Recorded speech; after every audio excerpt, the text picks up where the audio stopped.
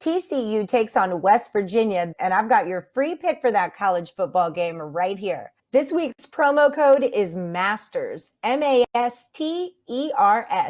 Use it to save 20% off of anything on the site.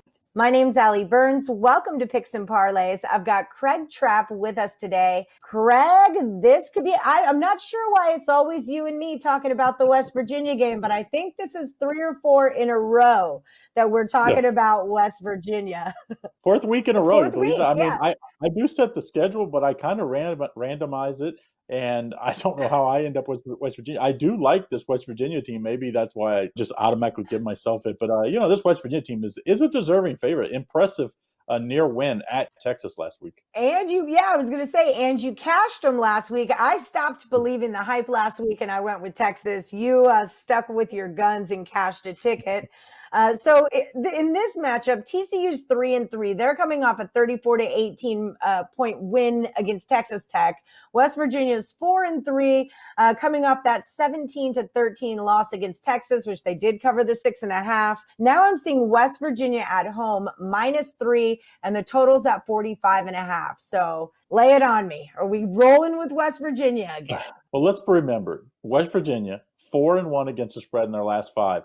And all 3 of their wins, their outright wins, have come at home. Kansas State, Kansas, and Baylor.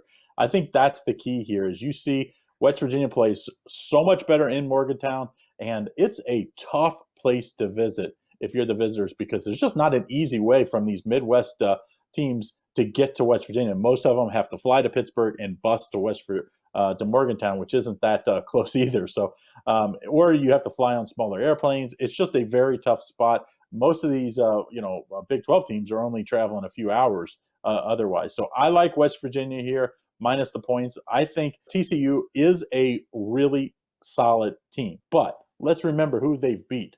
They've beat Texas Tech, which Texas Tech away from home hasn't been great. They beat a Baylor team that was all in disarray when they played them. And then they got run over by Oklahoma. So really, they don't have really any quality wins this season.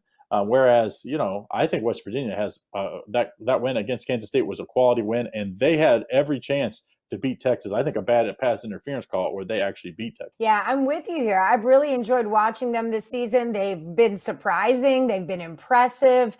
And I think at home is where they've been at home is where they've been the strongest. So 3 points doesn't seem like something I'm not willing to lay down. Although to take or not to take TCU with points because they like to score them so much.